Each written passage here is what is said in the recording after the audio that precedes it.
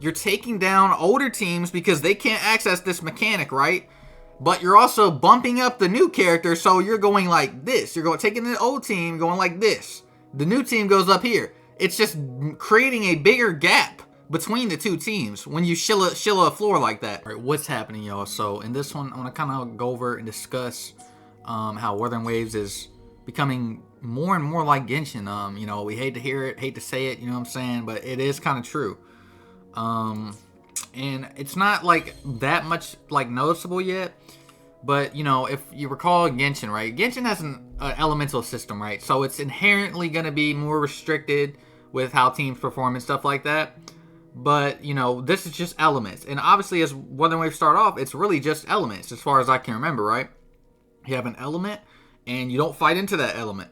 But now you have sub-archetypes that are similar to how Genshin developed a, you know, region thing where only regional characters can do this and that. Like, for example, there's a boss that only, like, Jalonin and then that one 4-star, like, mining girl can climb up or something like that. Or it was when it first came out. And I'll, you know, put him on the screen so you can see what he looks like. But, yeah. And Genshin also did it with where, like, there's just certain characters in Fontaine they did this, but they were only slightly doing it. Where, you know, they have, like, these, I forgot what it's called, but they can activate certain things on the boss that other characters from previous regions can't do, so it makes it easier to fight. And, you know, this isn't a huge deal, obviously, but, you know, it is a concerning thing. You know, we've had this shill in 2.3 and 2.4, we've had this before. But basically, non-Echo skill teams are getting 16% res. And Echo skill teams are going to be getting like... Well, if you have Chiwan or like, you know, Rosia even, I think. Actually, wait. No, Rosia is 2. So you can't have Rosia. You have to have Cancerella or... Because, yeah. Wait. Okay, so Rosia would be 2. Then your other would be 2. Okay. So you have to have somebody who can do 3 Echo skills, which currently is only, or you could have like for Lova and Rosia, then you have 2 and 2, and then 1. So you can do it with that, but you need mainly a Chuan or a Cantarella. And the thing is, that's not that common, and this is one thing that I will give credit to Genshin where it's due, right? Obviously, you can clear this with more free-to-play type of teams. But at the end of the day, they don't give you a character for free who can trigger this, right? They don't do that. Genshin, when they do their little shield things, you can clear it with a 4-star. You can do it with a 4-star, right? They can access that mechanic. We don't have any 4-star who can access this mechanic of casting multiple Echo skills. It's not a huge deal because obviously teams can clear, right? You know, I'm pretty sure Zheng Liao and Yinlin are going to be... It's going to be tough. It's going to be tough. I mean, 16% res, you know... Zheng Liao and Yinlin, they can clear probably. It's going to be very tough, though. It's going to require a lot. It's going to require a really good build. And this is not even the only exception nowadays. Okay, so here we have a couple of new enemies where you toon break them, and they will actually take more damage and stuff like that. And, you know, obviously, someone like Mornier capitalizes on this because they toon break more. She toons breaks your team more often and gives you more toon break. And here we go, once again. We've just got constant shills that are going on in new enemies. Some of them don't have it, thankfully. Oh, okay. So he's immune to arrow erosion, but he takes 80% more total damage from other negative stats and Echo skill. So, I mean, it's not limiting other teams, but it is making other teams, like... And the worst case is obviously where they've introduced a constant 15% res as a shill.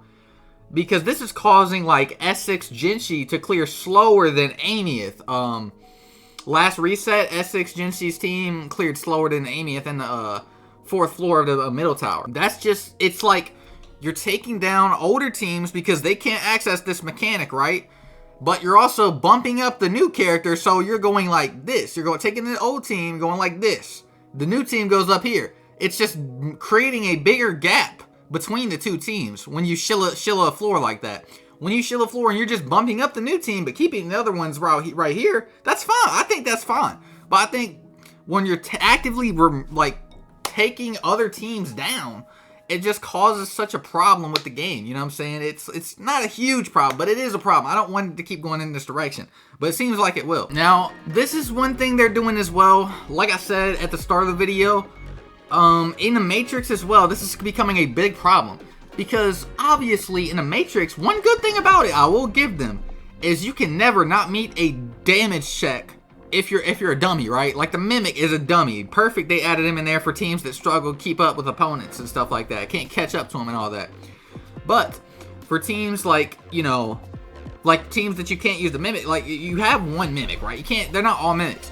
The way they're going to increase difficulty in this mode, it seems to be just put annoying enemies who teleport everywhere, you know, fly up in the air, and stuff like that, and just knocks you around. I don't know exactly what Sizzlem does, because I use Sigurika and Chihuahua against him, you know what I'm saying, and Frolova, so he just gets knocked around, and he gets staggered over and over again. Easier to deal with, right?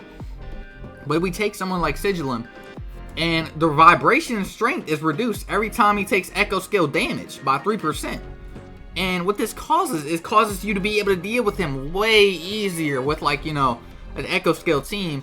But other team that's not Echo Skill could actually really struggle really hard. And as we continue with the HP and stuff like that, or, you know, not in the Matrix really, this is like, you have a certain amount of HP that you have to deal with, and that's never going to change unless they make you take, the enemy take less damage. What they do that with Sigilum, but there is a way to counteract it. You can cast Echo Skills for it to take more damage, so you eventually will go above it. Even with no Echo, like only 3, which each team has, you will have 5% more damage that you deal. The main problem just arises with this, right? Where, okay, vibration strength reduction taken by Sigilum is reduced by 20%, so they make it so even when you have Echo Scales, he's still standing up a long time. But in R1, he's constantly getting broken. But in R2, he actually stands his ground. But, you know, overall, this is still active though, so Echo Scales just make him way less annoying to deal with. Yeah, here we go. So, and this is where you will see he actually takes more damage when you cast an Echo Skill, up to pretty much 55% more in the Matrix, but in the overworld it's 80%, right? But in the Matrix he has that 25% damage reduction, so you only can get 55% with max stacks. It really does feel like Genshin, and I'm not a big fan of it, honestly. I really am not. And once again, I'm not doing posts on the game. I love the game, of course. But it's just, I think we need to point out things like this when, you know, devs are doing things that are a little bit slimy in comparison to how they, you know, normally operate, right? I mean, it's kind of like when they introduced the res thing for TOA. I mean, people didn't like that at first, which I think that one's, it sucks to an extent, but I mean, they increased the res, like, of the elements that are already not getting affected anyway. You're not going to use those elements when there's like a fire enemy, right? But this is a much different case where you always have, you know, you have like sub-archetypes. Like, you're still going to use a team like, let's say, Augusta, Yuno versus Sigilum. Just because, you know, Augusta is a good character, it's not like she's going to drop off immensely versus Sigilum. But, you know, yeah, it's just like, I don't know, man. I mean, let me know your guys' thoughts. Obviously, it's not gotten to a terrible point yet. It's just at a mild point where you can start to notice things are changing, you know, with Wuthering Waves. I mean, the overworld enemies taking more damage from certain things, and they put those in TOA, and they don't remove that aspect of them. So there's going to be teams that, obviously, there's going to be teams that perform other in different scenarios, which is pretty cool. But when you're actively harming other teams with that res thing in TOA for the third and fourth floor in the middle, I think that's a no-go, honestly. I really do. But that's not going to change. They're definitely going to keep that at this point, and that's just what we got to live with, right? But let's see how Anniversary goes, see how they treat us, and what you guys think. We're going to get a free 5-star? Probably not. But hopefully every character reruns, you know, like Chang Li, of course, and, you know, Yin Lin, you know, if you want Yin Lin.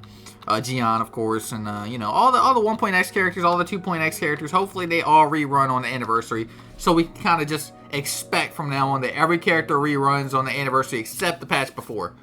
But that's going to be it for me. Hope you guys enjoy the video.